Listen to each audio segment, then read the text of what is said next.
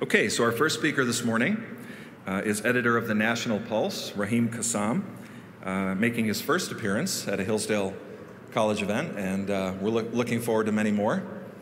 So thank you for coming, Raheem. He first came to my attention when he was editor-in-chief of Breitbart News Network's London Bureau, and lately I've been listening to him almost daily on Steve Bannon's War Room, where he's a co-host. And so what happens is I'm getting ready for work in the morning, and I listen usually to one of the podcasts from the day before, and it gets me suitably worked up about the latest liberal outrage, and then I'm ready to go to work. He previously worked at the Henry Jackson Society in London and served as senior advisor to Brexit leader Nigel Farage, who spoke a few years ago on the Hillsdale campus. He's also been a senior distinguished fellow at the Gatestone Institute, a writing fellow at the Middle East Forum, and a Lincoln Fellow at the Claremont Institute. You've probably seen his writing in many publications like the Wall Street Journal, The Spectator, The Daily Caller, and many others. He was formerly the editor-in-chief of Human Events, and he's the author of a best-selling book, No-Go Zones: How Sharia Law is Coming to a Neighborhood Near You. So on that sobering note, his topic today is the future of anti-Trump conservatism. Please welcome to the podium Raheem Kassam.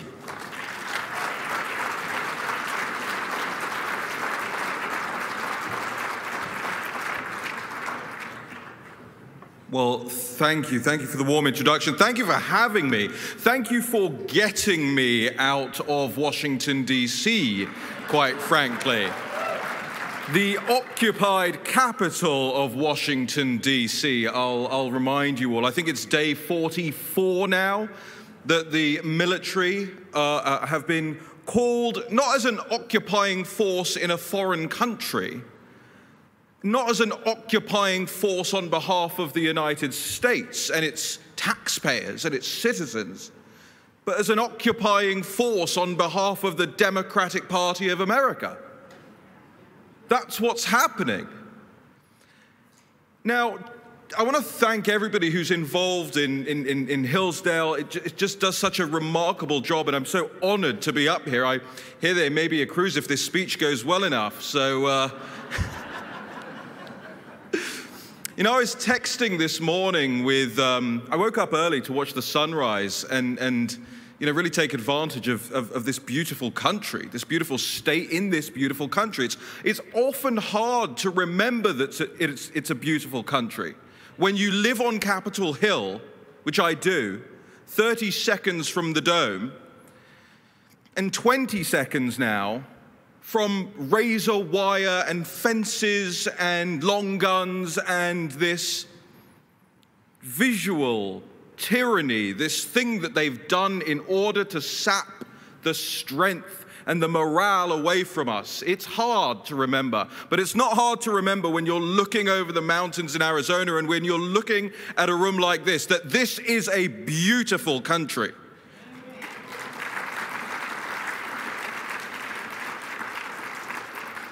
And this is God's country. And this is MAGA country.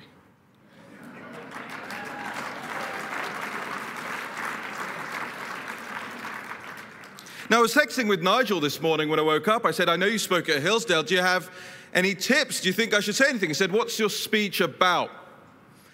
I said, well, it's about NeverTrumpism and the future of the Never Trump movement. And he replied this, and he didn't tell me I could read this out, so I'm being a bit naughty here.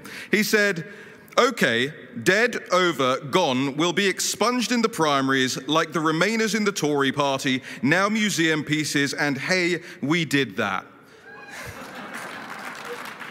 So on that note, I'll take your questions.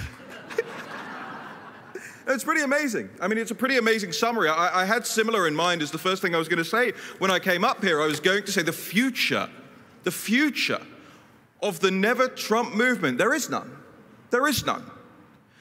And I think we all know that deep down in our hearts. We know it when we fill rooms like this and talk to people, and we understand that the establishment Republican Party knows that we know the secrets now. It knows that we have bought the books, we've watched the speeches, we've sent the donations in, we've done everything we were told to do. It's the same thing where I come from. You know, when Churchill was around, the Conservative Party had 1 million active members. That's massive in terms of active membership in a British political party. By the time of David Cameron, this is where you boo. I'm not like Jeb Bush in that sense. I don't do the please clap, but I will do the please boo.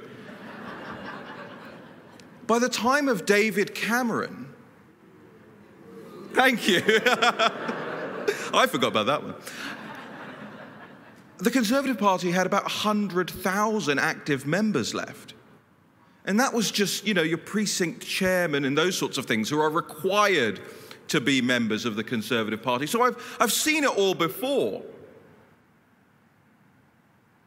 But I have good news about that. Because guess what? Despite the Conservative Party being scarcely interested in conservatism, despite the Conservative Party promoting, employing, and just ardently representing the most cultural, Marxist, anti-Brexit, anti-sovereignty people out there in my country, despite that, Brexit happened.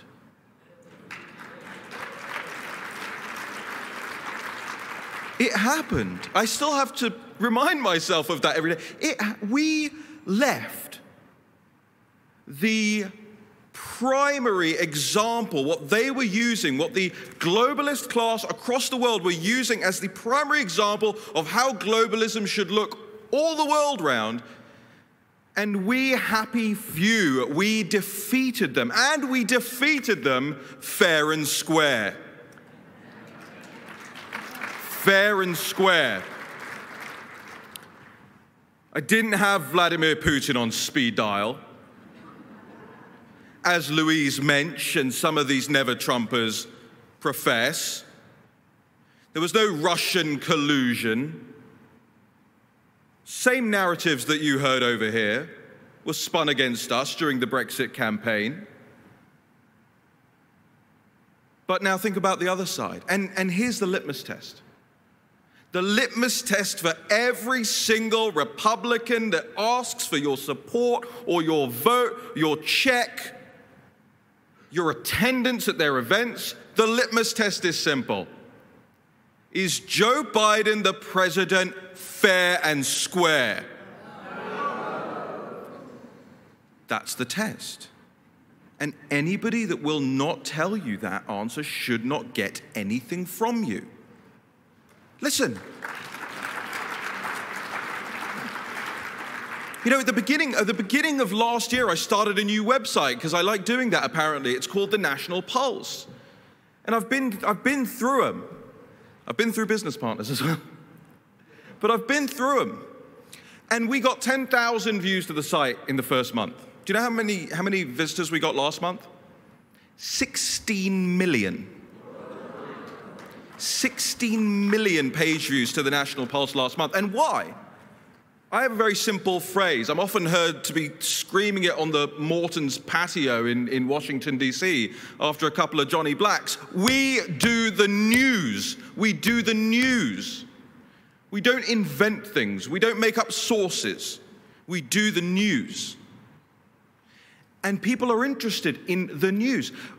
Over the course of last year, we exposed something called the Transition Integrity Project. Any of you heard of that? The Transition Integrity Project? The Transition Integrity Project was the playbook funded by Bill Gates, funded by George Soros, you know, all the normal stuff. We heard about it for years now. You don't need me to explain that stuff to you. But it was the playbook for the left. They told us in advance what they were going to do. And what do we do about it? You know, we reported it. We found out I can do the news, but I can't go into the RNC and force them to take action.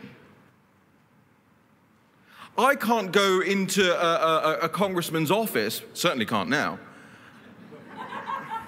I wasn't there, Your Honor. I was actually there. I was walking past. And I'll tell you that story in a bit. But I can't, make them do anything about it. I can do the news. I can report what's going on. And a lot of people, a lot of you, I've been so delighted to meet so many of you the last 24 hours. Read it, you consume it, you know it's real. We source everything, we cite everything. This isn't CNN. There aren't anonymous sources. And what did the RNC do? Frankly, what did the Trump campaign do? About the playbook that was given to them, handed to them in advance, said, we are going to cheat you out of this election. You heard what Hillary Clinton said. Joe Biden should not concede under any circumstances. What does she know? Do we need another email leak here? Is Julian Assange listening? Because they gave it to us in advance. And so I think when we think about the Never Trump movement, I like to sort of apply a Gilbert and Sullivan approach to it. Whatever? No, never. Well, hardly ever. The Never Trump movement isn't just the people who said, I will never stand with Trump. The National Review front page people. Sick of them, frankly. No, I'm sick of them. I'm sick of them. Who cares what they think? It's also the hardly ever Trump movement. It's also the people who stood with Donald Trump when it was good for them to get reelected, when it was worth it for them to get that extra 1 or 2 points in the poll, whatever it was that they needed. That's the hardly ever Trump movement, but they should be brought into this rather large tent of Never Trumpers now. And I was thinking about tents. I know it's early in the morning, you'll pardon my French, but you have the phrase, outside the tent pissing in or inside the tent pissing out. Do you guys know what I mean by that? You have that phrase? Okay, good. But the Never Trump movement are inside the tent pissing in. And at that point, you think, no, well, that's why the walls of the tent exist. That will provide me some shield if you're outside it trying to piss in. So get out. And that's what this is going to come down to, isn't it? Is who's going to get out? Because we've heard a lot of talk on the MAGA side of third party, Patriot Party, all of that. And I would be a hypocrite to stand up here and say that I think that doesn't work, because I left the Conservative Party and I joined the UK Independence Party. And Nigel Farage. And, we still have a first-past-the-post system in the United Kingdom. We're not a proportionally representation system. It's not like the rest of Europe, thank goodness. Although there's an argument. But it's about whether or not they're going to leave the Republican Party or you're going to leave the Republican Party. That's kind of the choices we're being given at the moment, the choices we're being told that we're going to have to make. And I tell you this, 5 seconds before I stood up here on this stage, a lady at the back said to me, hey, I've been watching the War Room. Any War Room fans in here? Oh, good. 3 in the front. Said, I've been watching the War Room, and I hear you had this guy, Dan Schultz, on. And Dan Schultz has been on talking to people about how many empty precinct things there are for people to go in and be representatives in the Republican Party, official holders in the Republican Party. Some people don't even know this exists, that you then choose how the RNC is run. And somebody said, I applied and I'm in. I'm already in. This is happening all over the place. 50% of these positions around the country are empty right now. So my take on all of this, having lived the Tory party, UKIP struggles, because let's be honest, the UK Independence Party was more than anything a check, a balance on Cameron's Tories. The UK Independence Party grew the most, I was saying this last night, grew the most in the year that David Cameron championed gay marriage. It wasn't actually anything to do with Brexit. And I was thinking about it last night. I was saying, wow, without gay marriage, Brexit may never have happened. Without David Cameron having ostracized and pushed half of his party faithful out and into the arms of the UK Independence Party, we would still be in the European Union. Look, I think you have to try first. The Republican Party is your high ground right now. And I'm not saying that it has any moral high ground in and of itself. Of course it doesn't. That comes from you, right? You are the ones who give it its moral purpose. But it's the high ground in politics because it has the established frameworks, everything you need to do and need to accomplish in politics. Now, look, it may be the case that you end up not being able to do it. And we get all of these precinct chairs in and it doesn't go anywhere. But it's more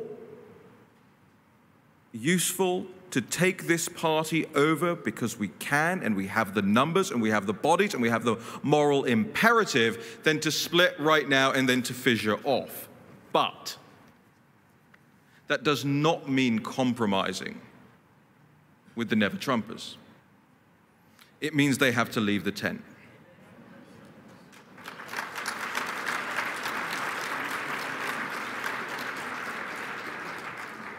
I'm tired of their pissing, frankly. No, I'm sorry. Because that's what it is. You know, what they do is vile.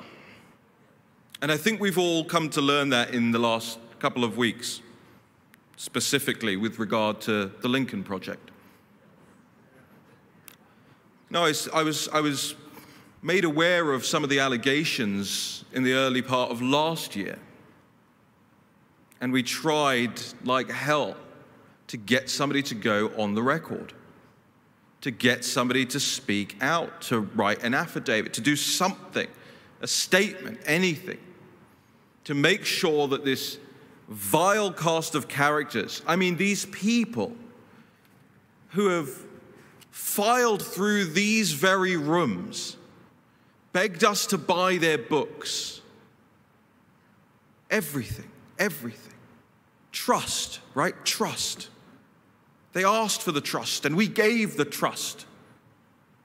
These vile individuals should have no place ever again in the conservative movement.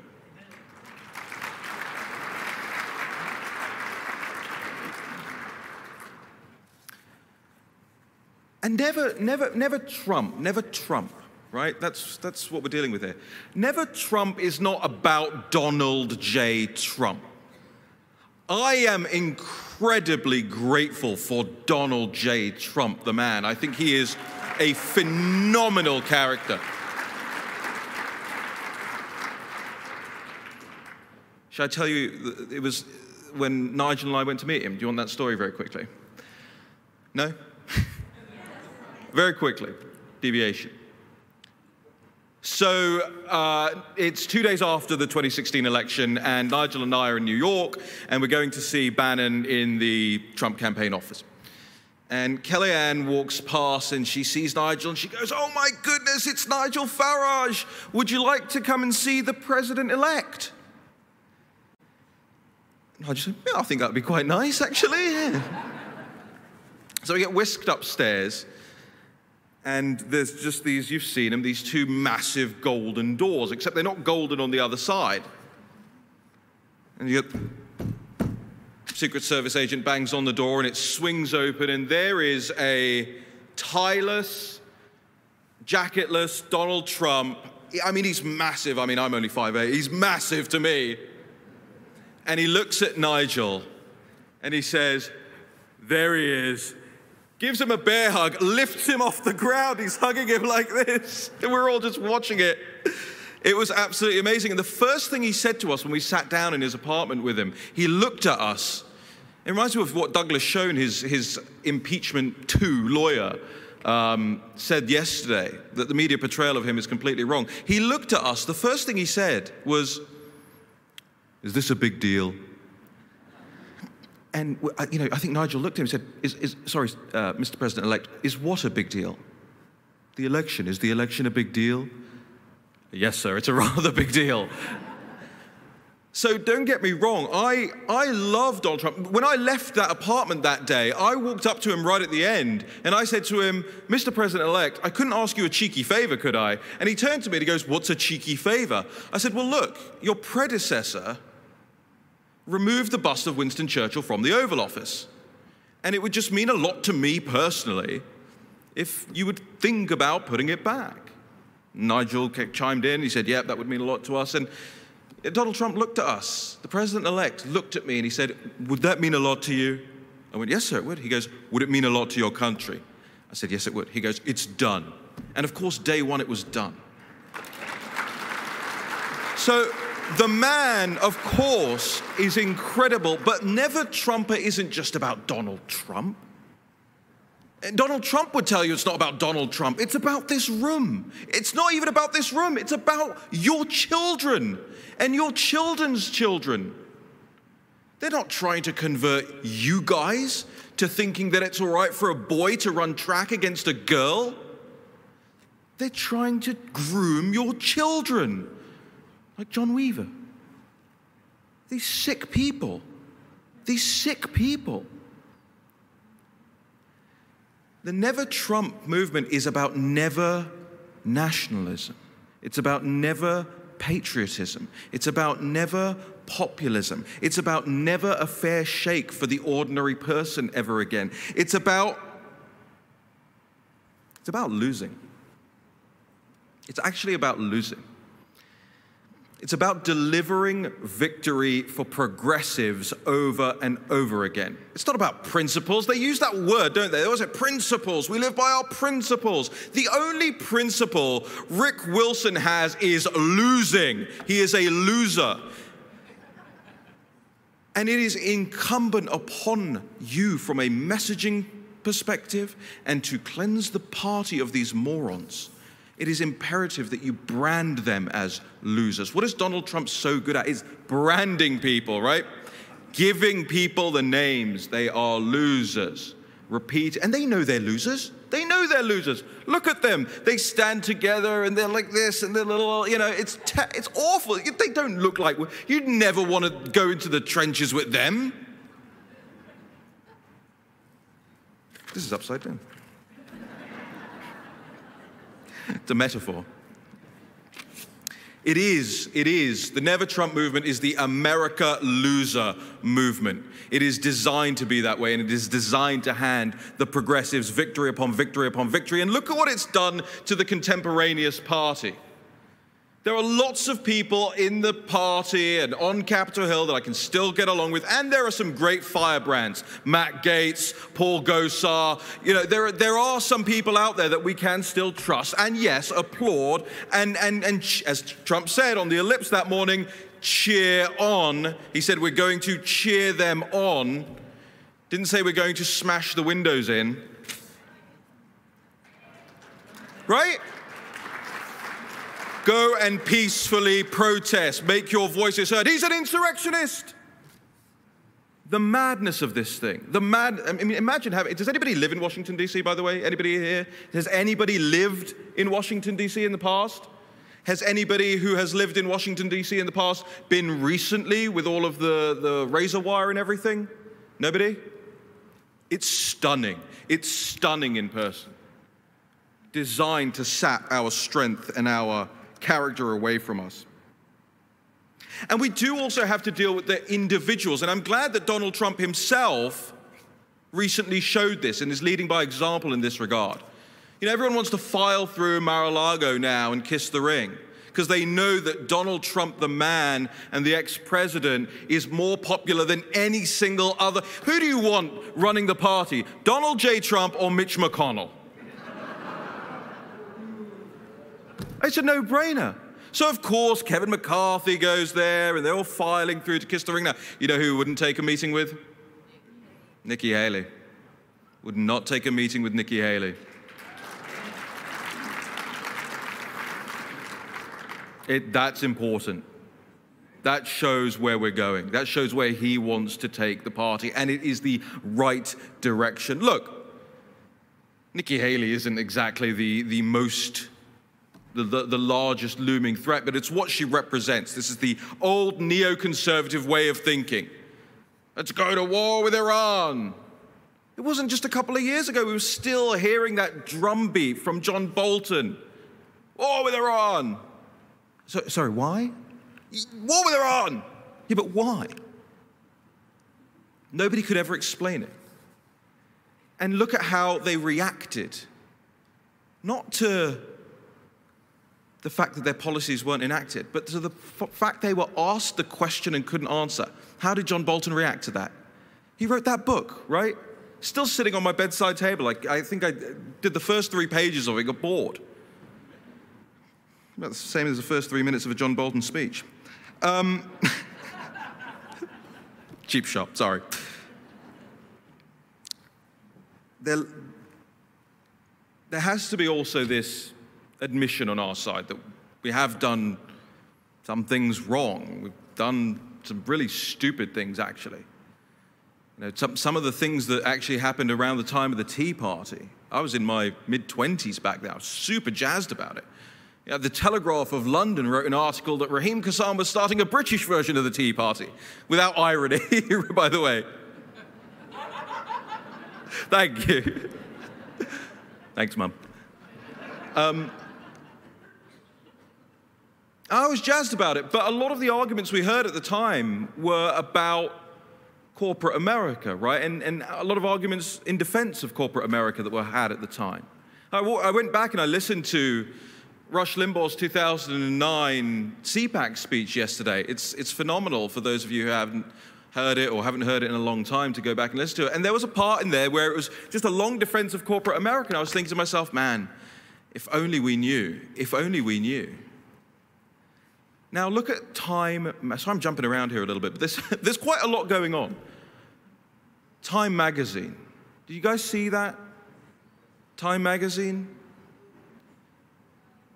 So Time magazine, after, by the way, the National Pulse does all of the things last year, walking through everything, not just us, by the way, great people over at Revolver.news and all of these other sites springing up now that are walking people through the strategy, the playbook that's being run on us.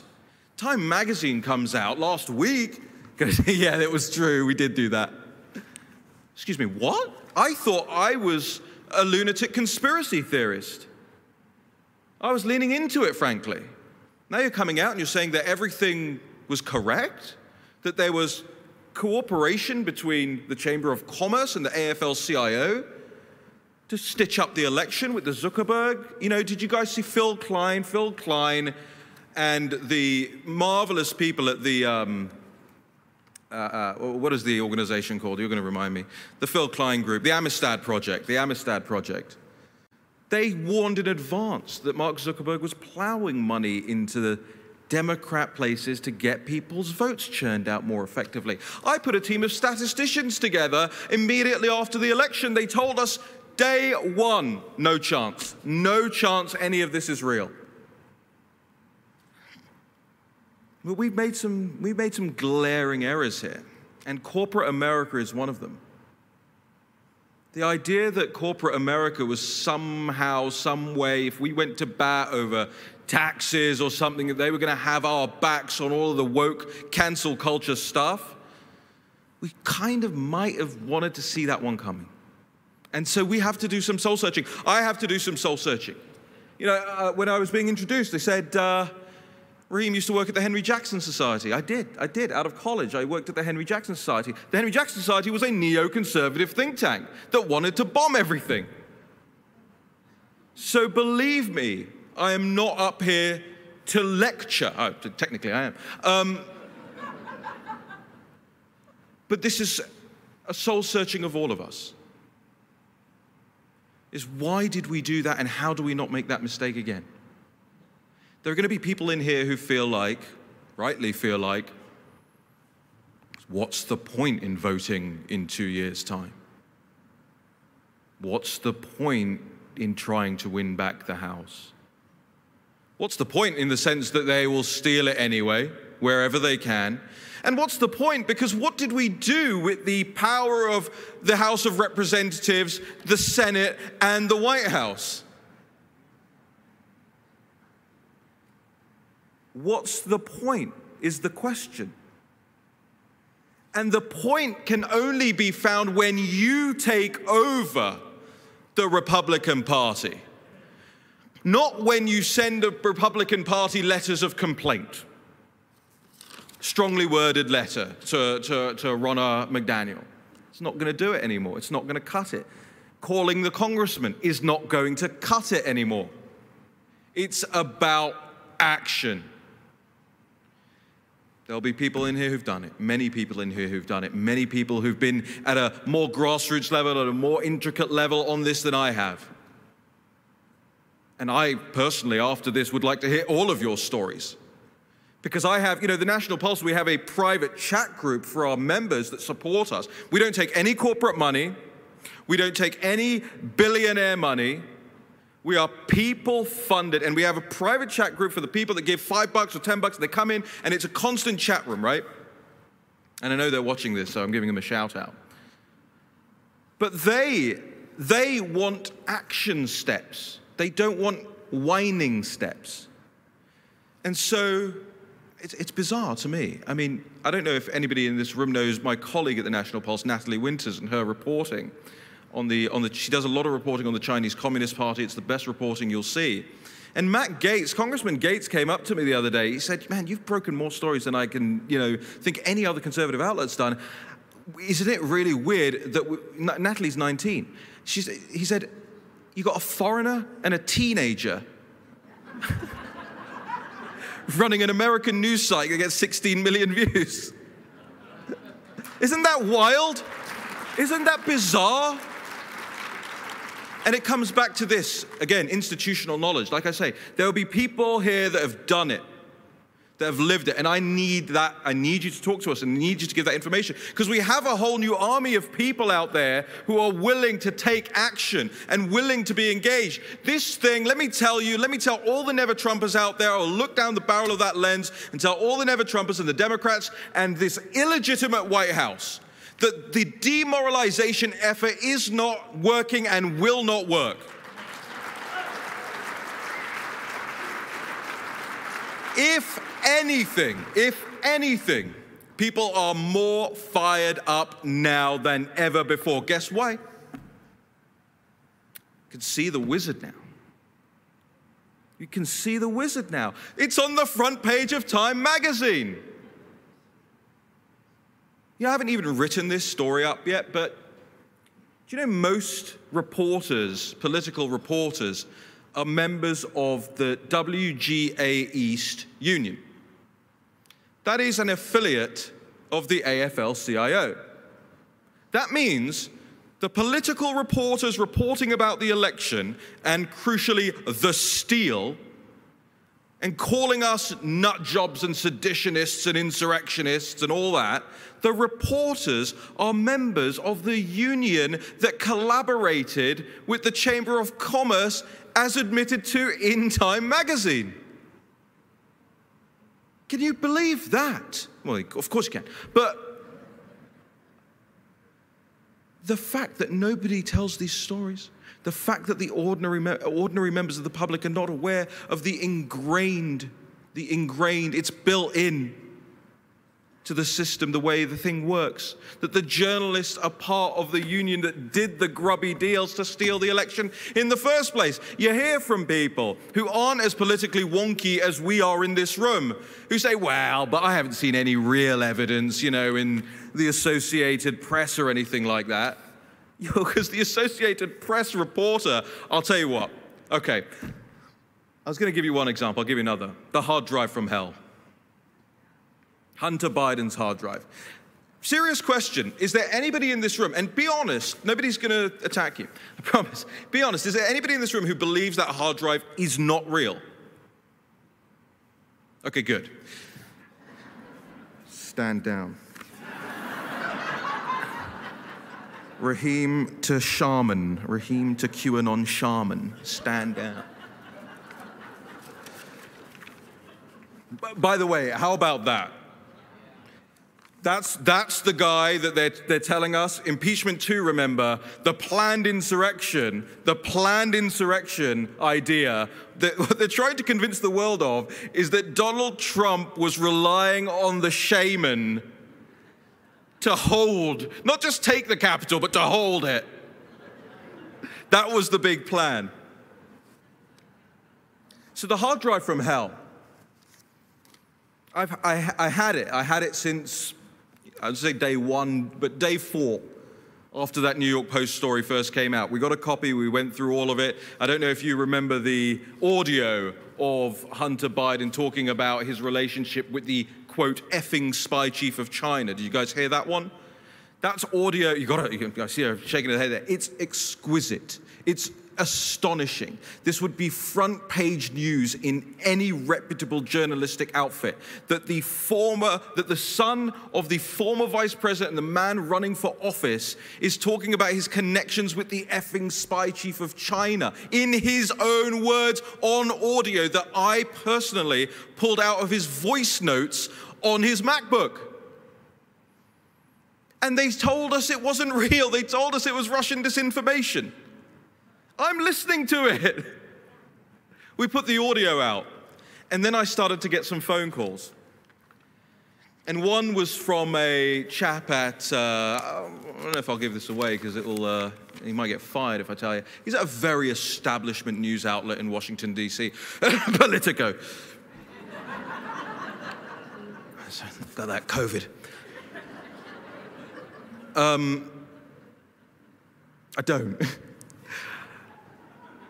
So he texts me, he goes, can I come over? Can I look at this hard drive? I said, yes, you can come and look at the hard drive. And he comes into my office, and I sit him down with the laptop, and I say, have at it.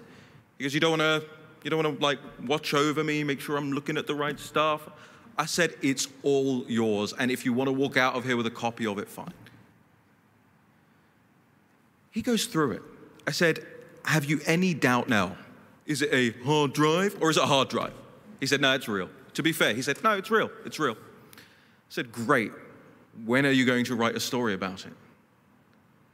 He looked me dead in the eye. He said, I'd like to, but there's no way in hell my editor's going to publish that. And that was it.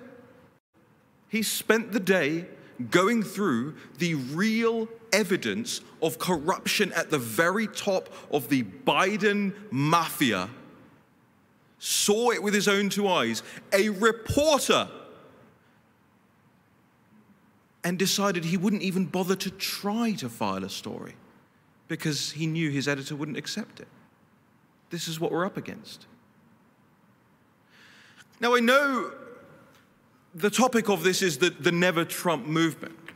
But in order to effectively remove the Never Trump movement from within the tent, and I know we've all heard it. I mean, I've been going to these events, these conferences, I've been sitting in these seats, I've been listening to some just amazing people. I remember being at CPAC around Andrew Breitbart and Rush Limbaugh. I was a kid and listening to these men and thinking to myself, by the way, as a Brit from West London, who was born into a Muslim family, don't worry, I got out of that.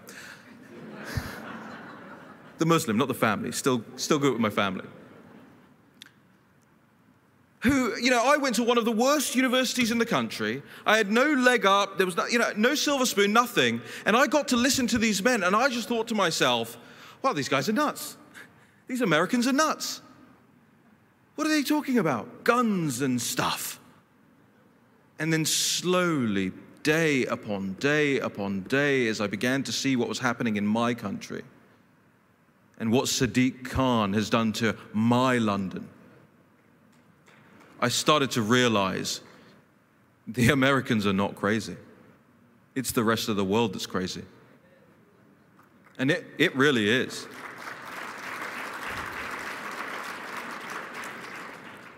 And what stops the globalists now? What is there to stop them? There's quite a lot. It's manpower in this room. It's the brain power in this room. And it's, frankly, the dollar power we all have.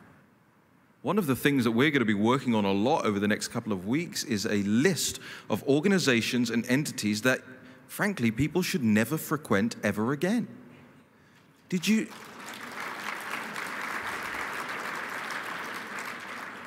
There are a lot of people I talk to and they feel uncomfortable with me talking about canceling companies and people. I would cancel John Weaver and Rick Wilson in a heartbeat.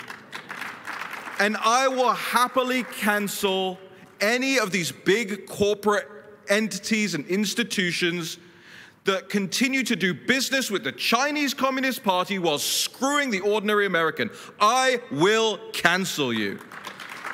And we should. We have to fight fire with fire at this point. This principles thing from the McMuffins, the Evan McMuffins, and these guys. It's a ruse to make you lose. They are in the business of managed decline, ladies and gentlemen. They are in the business of selling the country out. Because guess what? It's pretty lucrative. Does anybody know how much the Lincoln Project raised? 90 million? 90 million. You know what my budget is? You know what the National Pulse's annual budget is? It's $350,000 a year. And the Lincoln Project's running around with 90 million. Frankly, the Heritage Foundation are running around with 80 million. What are they doing with that? Where is the action from these organizations that have taken our cash and our capital and our time for decades and built these big buildings, beautiful buildings, by the way, great building. Maybe we can use that as the gulag. I'll use the little terrace, right, outside the chairman's office. And I'm not saying everybody at Heritage is bad. Of course that's not true. But where is the bang for the buck? There hasn't been any, has there? Where throughout this whole thing were the series of white papers from these intellectuals, these Republican intellectuals up on Capitol Hill? They didn't exist. None of them ever happened. They took your money and they said, screw you. Screw them. And we're going to do it. And it starts with your dollar power. These companies, these corporates, these think tanks, these congressmen, every single person that failed to stand up, the never-Trumpers and the hardly ever-Trumpers. I will quote Andrew Breitbart. War. Thank you.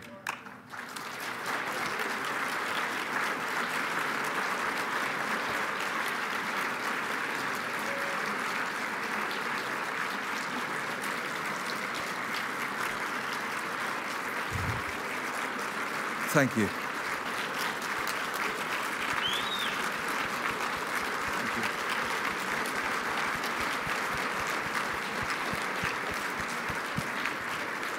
Now, the disclaimer for Media Matters and YouTube is that war is a metaphorical word, and please don't take down Hillsdale College's YouTube channel as a result of that. I'm happy to take questions, happy to go as long as you guys want. I think there are microphones here, so anybody who has questions, comments, criticisms, style tips? Yes, thank you, Mr. Kassam. We now have time for Q&A. Raise your hand and please wait for a mic.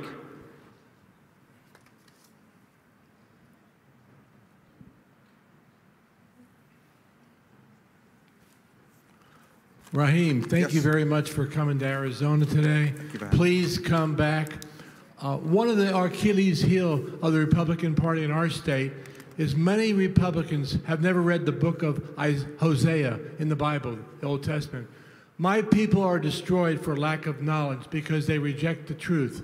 Would you mind taking the time, going over your website so people can write them down and talk about Steve Bannon, what he's doing also, so that people leave here, they can pass this information on to their friends and their relatives and their contacts. Please take the time. It's my PR guy over here. Thank you for the... Well, the website, very quickly, the website is thenationalpulse.com. Like I say, we do real news and investigations. I always say, and I have a podcast that we just launched as well, and I do that every day. In fact, one of the, I forgot to bring the XLR cables. That's the cables in here that connect the microphone to the soundboard. And one of the things that struck me about, because I don't drive. I grew up in London, then I moved to DC. I never needed to drive. You could walk everywhere. And I forgot my XLR cables when I came here to do my podcast. And so I said to my friend who's with me, I said to him, look, I'm just popping down to the guitar shop to get some XLR cables. He said, this is Arizona. You're not popping anywhere. You're out for an hour at least. And sure, he was right. I went down for an hour, came back. It was a long old time.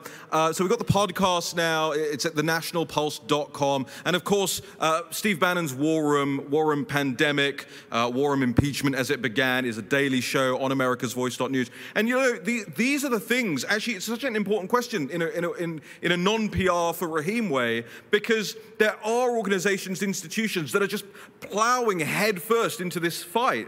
I mean, Real America's Voice as a news channel is, you know, all day long, real news, real news, real news. It's the same with John Solomon and justthenews.com, revolver.news. There are all of these people willing to step into this void that has been left by these morons and these never-Trumpers and hardly ever-Trumpers and all in the National Review types. I'll say it again, screw National Review. We don't need it. We don't want it. Shred it. Cancel your subscriptions. There's no point. They're never coming back to you. They hate you.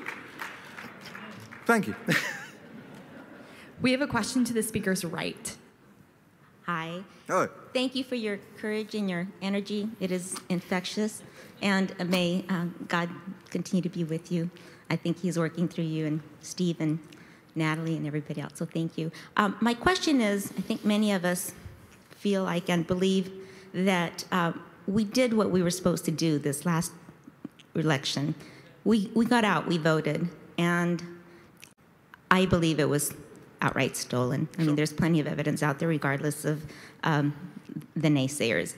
And moving forward, we're told, get out there and vote. But I think, at least I believe, and I think there's many that believe like I do, that unless there's a fundamental change in our election system, that we will be faced with what we are facing. I think that this has been a gradual frog in the water where our elections have been being stolen for many years. And I know that's true in Arizona with early mail-in voting and so forth. So what is your suggestion as we move forward to make sure that our votes do count and that the people and the issues that we believe in and that we vote for, basically are, in fact, accomplished? Because I think that many of us are very frustrated, and there's a lot of people that are very defeated and saying, you know what, look at Georgia, we can do everything right, and yet here we are. Yeah. Anyway, yeah. Thank you. Thank you. Yeah. Well, that was actually what Hillary Clinton said. Remember, she said after the 2016 election, she said, you can do everything right, but they can still steal it from you. Now, of course, the fact of the matter was nobody stole that election from her. She was a fundamentally unpopular person, right? She was so I still remember the day she got up there and said, racist, homophobic, xenophobic, big basket of deplorables.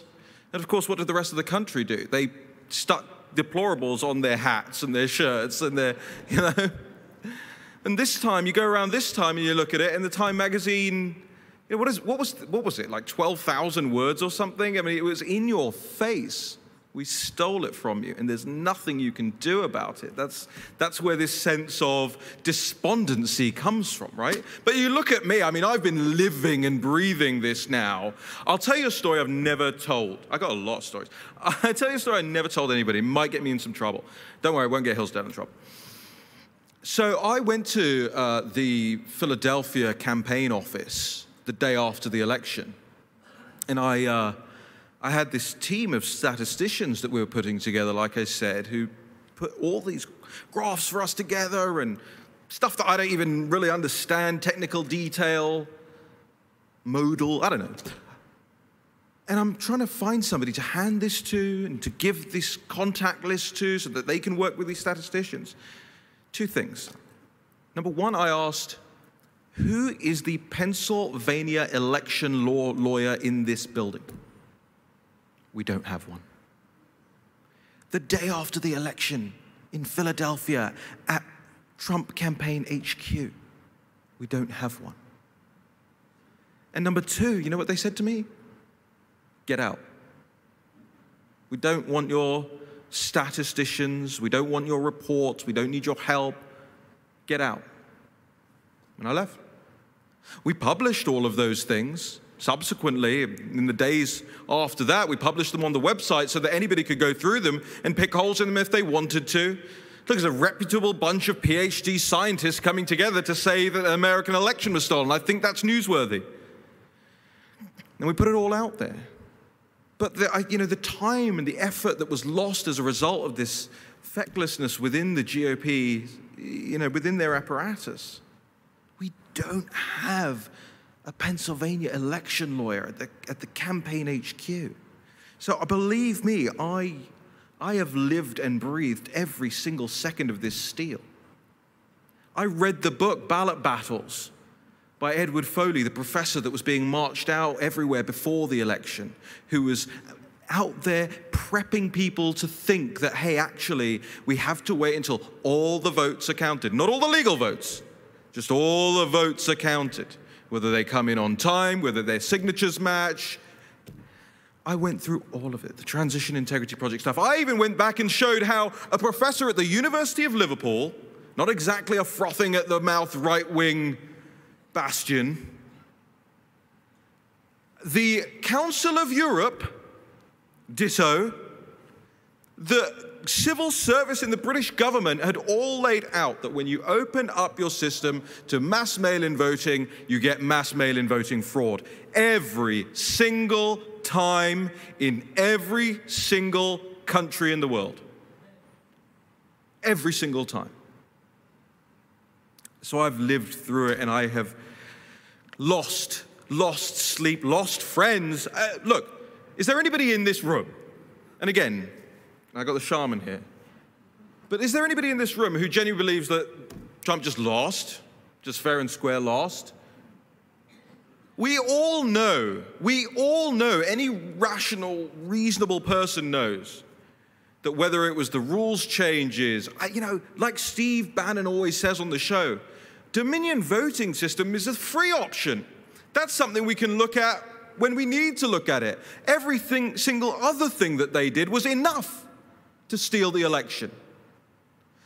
My answer to your question is there has to be a coming together of Republican governors across the country and Republican attorneys general across the country who reject the uses of these systems again. But it has to be done in tandem, in unison. Look at what happens. I mean, you can apply this to almost anything. But look at what happens. Are you following this? Australia standing up to big tech right now. Have you seen this? But look at what happens when they act almost completely in isolation to do that. So big tech has removed Australia. That is actually something that has happened. You cannot get information from Australian news sources on Facebook anymore because they're in this fight with the country of Australia. And if Australia had worked in unison with others, and if we came together as groups, we could take... These companies are bigger than countries. They know the power they wield. And the very same thing applies. It cannot just be one governor somewhere. It cannot just be one attorney general somewhere. It's not going to be enough to stand up to this stuff. Yes, we will have a sanctuary state for Trump supporters in Florida. That's what we'd end up with if it's one at a time. If it's having these people come together. The American Principles Project. Does anybody know the American Principles Project? So APP is a phenomenal organization. It's based out in Virginia, and it is going to be announcing over the next couple of days, I hope in the next couple of days, my friend Terry Schilling runs it, in the next couple of days, a unified movement from governors, Republican governors across the country to stop boys pretending to be women and running in women's sports.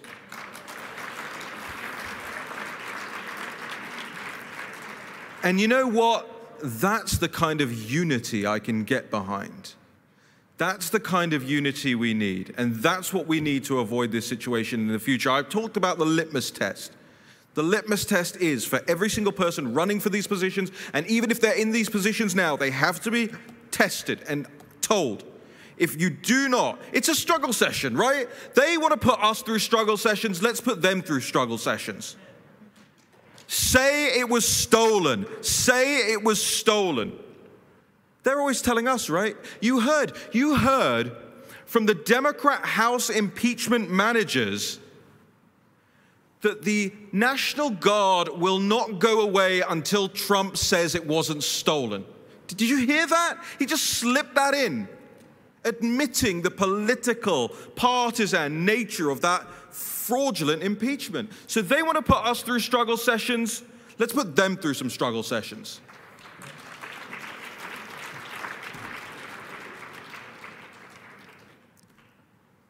I think they're choosing the questions out there, so get their attention.